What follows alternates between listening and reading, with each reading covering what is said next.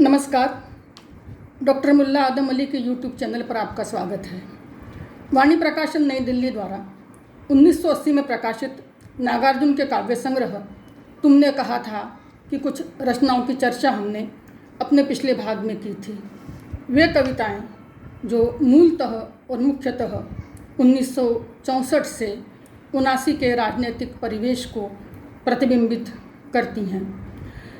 नागार्जुन अपने समय के संभवतः एकमात्र कवि थे जिनका साहित्य तो अपने समय की उथल पुथल का प्रतिबिंब रहा ही है, परंतु वे स्वयं भी अपने समय के जन आंदोलनों से एक व्यक्ति के नाते सक्रियता से जुड़े रहे और एकाधिक बार जेल भी गए। आपातकाल में भी नागार्जुन कुछ समय कारावास में थे। आज उसी संग्रह से कुछ और कविताओं की चर्चा जो एक अलग भावभूमि पर लिखी गई हैं। तुमने कहा था में कुछ कविताएं व्यक्ति केंद्रित हैं। सबसे पहले उल्लेख शैलेंद्र के प्रति कविता का। हिंदी फिल्मी गीतों में साहित्य और लोक भाषा लोक जीवन का टच देने वाले शैलेंद्र के प्रति नागार्जुन की श्रद्धांजलि से कुछ पंक्तियाँ। लगता है यह कविता उन्होंने शैलेंद्र के अवसान के 10 वर्ष बाद लिखी थी। गीतों के जादूगर का मैं छंदों से तर्पण करता हूँ, अपने युग की कथा व्यथा ही कड़ियों में ढलती जाती थी। जाने कितना नेह भरा था, बाती थी जलती जाती थी। गीत तुम्हारे गूंज रहे हैं अब भी लाख लाख कानों में। प्रिय साथी शैलेंद्र, जूह तटकी वे बातें भूल न जाना साथ बैठकर उस प्रकार लिखना लिखवाना। इन 10 वर्षों के सुख दुख का भोग भाग अर्पण करता हूँ। इन 10 वर्षों के सुख दुख का भोग भाग अर्पण करता हूँ। गीतों के जादूगर का मैं छंदों से तर्पण करता हूँ। गीतों के जादूगर का मैं छंदों से तर्पण करता हूँ। भावभीनी यह कोमल कविता नागार्जुन की शैलेंद्र के प्रति आत्मीयता प्रकट करती है।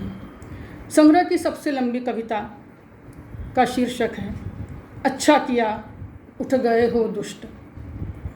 यह कविता उन्होंने राजकमल चौधरी के असामयिक निधन पर लिखी थी। यूँ संसद से सड़क तक में धूमिल की भी एक लंबी कविता है राजकमल के लिए, लेकिन वह कविता एलेजी कम बयान अधिक लगती है। नागार्जुन की कविता में भले ही कहीं उलाहना हो, लेकिन तब भी यह कविता पारिवारिक और हार्दिक लगती है। कुछ पंक्तियाँ। जानते हो मित्र, हमारी ही पीढ़ी की खुदगर्जी और ढोंग से फूट निकला था यह फूल, यानी कि राक चौधरी। हम मिथिलावासी पुकारते थे उसे लाड वाले घरेलू नाम से, यानी हमारे लेखे वो था फूल बाबू, यानी हमारे लेखे वो था फूल बाबू। तुमने कहा था कि व्यक्ति केंद्रित कविताओं में एक उल्लेखनीय कविता है माधवन आनंद शंकर। बहुत कम लोग जानते हैं कि दक्षिण भारत केरल के आनंद शंकर माधवन अपने हिंदी प्रेम के चलते अपना घर बार छोड़ करके काशी आ गए थे।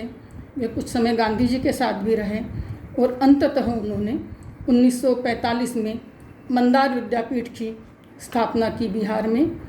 इनसे मिलने एक बार नागार्जुन मंदार विद्यापीठ भी चले गए थे। कुछ पंक्तियाँ बाबा की लेखनी से आनंद शंकर माधवन के लिए। दक्षिण समुद्र से कन्याकुमारी के निकट आज से 50 वर्ष पहले उठा था भारी तूफान। दक्षिण समुद्र में कन्याकुमारी के निकट आज से 50 वर्ष पहले उठा था भारी तूफान।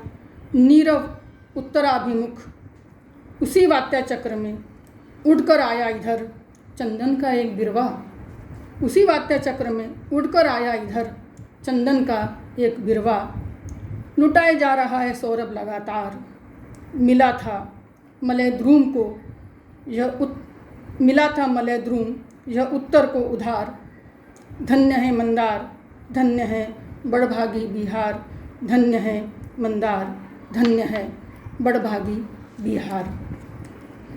पटना में 67 में आई बाढ़ हो या पूर्णिया में लगा कर्फ्यू हो, सब बाबा के धारदार व्यंग से यहाँ उपस्थित है। नागार्जुन को लय सिद्ध थी। पूर्णिया का कर्फ्यू भी अपने लय सौंदर्य के साथ यहाँ चित्रित है। बस सर्विस बंद थी 3 दिन 3 रात। बस सर्विस बंद थी 3 दिन 3 रात। लगता था जन की हृदय गति मंद थी 3 दिन 3 रात। गुम रही गतिहीन सड़कें 3 दिन 3 रात। पंक्तिबद्ध वृक्षों के दिल क्यों नहीं धड़के 3 दिन 3 रात। बस सर्विस बंद थी 3 दिन 3 रात। इस तरह अपने समय के प्रादेशिक, राष्ट्रीय, अंतर्राष्ट्रीय मंच को समेटता, कभी भावप्रवण होता, कभी उन पर व्यंग करता, कभी चोट करता, कभी करुणा उपजाता, यह काव्य संग्रह तुमने कहा था आगे बढ़ता है। नागार्जुन के भीतर बसे एक बच्चे को लिए आगे बढ़ता है, जो दिन दिन धा धमक धमक कहकर मेघों का अभिनंदन करता है। तुमने कहा था मैं पावस तुम्हें प्रणाम। घन कुरंग मेघ बजे, बादलों ने डाल दिया है घेरा। जादुई परस तना है वितान, जैसी अन्य रचनाएं हैं जो सभी वर्षा पर केंद्रित हैं। इन कविताओं को पढ़ कर के एक सुखद अनुभूति होती है। गांव में बचपन बिताकर शहर में बसे मेरी तरह के हर व्यक्ति को यह कविताएं नॉस्टैल्जिक करती है। इन्हें पढ़कर लगता है अपने तमाम राजनीतिक आक्रोश और सामाजिक असंतोष को सशक्त अभिव्यक्ति देकर भी बाबा नागार्जुन एक बच्चे की तरह अपनी मिट्टी से जुड़े रहे। भाषा और भाव पर नागार्जुन का कैसा समान अधिकार था, कैसी लय सिद्ध थी, उन्हें देखते हैं उनकी इन 2 कविताओं में जो वर्षा ऋतु पर केंद्रित हैं। कविता का शीर्षक है मेघ बजे। धिन धिन धा धमक धमक मेघ बजे। धिन धिन धा धमक धमक मेघ बजे। दामिनी यह गई दमक मेघ बजे। दादुर का कंठ खुला मेघ बजे। धरती का हृदय धुला मेघ बजे। पंख बना हरिचंदन मेघ बजे। हल्का है अभिनंदन मेघ बजे। धिन धिन धा धमक धमक मेघ बजे। धिन धिन धा धमक धमक मेघ बजे। एक और कविता, पावस तुम्हें प्रणाम।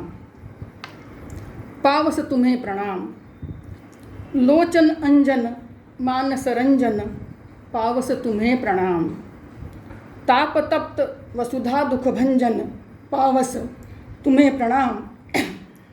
ऋतुओं के प्रतिपालक, पावस तुम्हें प्रणाम। नेह छोह की गीली मूरत, पावस तुम्हें प्रणाम। अगजग फैली नीली सूरत, पावस तुम्हें प्रणाम। पावस तुम्हें प्रणाम। पावस तुम्हें प्रणाम। नागार्जुन की साहित्य साधना को प्रणाम करते हुए आज यहीं तक। साहित्यिक चर्चाओं से इसी तरह जुड़े रहने के लिए सब्सक्राइब कीजिए मुल्ला आदम अली की यूट्यूब चैनल को। नमस्कार।